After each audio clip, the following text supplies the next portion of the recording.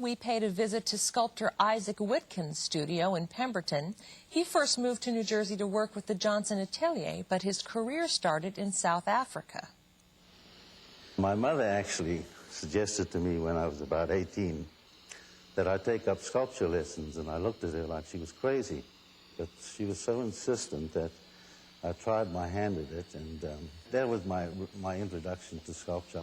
At age 20, Isaac Witkin left South Africa to study where the action was, at the prestigious St. Martin's School of Art in London. It was a very interesting period in English sculpture because my generation of sculptors was struggling out from under the influence of Henry Moore. Moore was the embodiment of the great European tradition of carving and modeling the human figure, no matter how abstract it became. What we tried to do was to make sculpture that was very different from nature, radically different from nature. Witkin's early works were made primarily of steel until he discovered the attractions of working with bronze. Bronze is the royal material for sculptors. Its durability is without question. It lasts for centuries. It's the most easily tooled, malleable material you can use. It wells like a dream.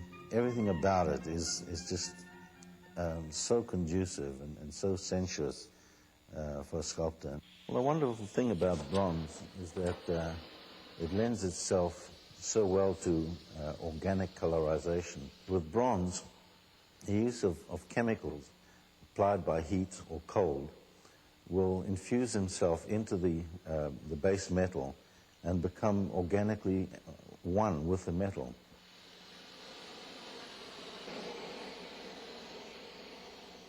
So I'm aiming for rich ferric browns and scabrous greens and wonderful natural mixture of all those colors.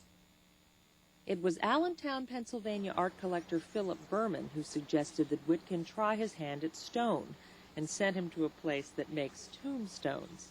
There, Witkin worked for 3 months with resident sculptor Dan Keynes, translating his bronze sculpture to stone. They looked at it and they were a little skeptical about the practicality of it. It's pushing stone to its structural limits. I didn't quite know what I was getting into before I began, but the task of carving granite was just so enormous. The minute my chisel first hit that stone and bounced back, I thought, oh, what am I doing? It's called eolith. It looked like sort of a monument to primal consciousness when I made it. You know, rather than a monolith or an eolith seemed so much better.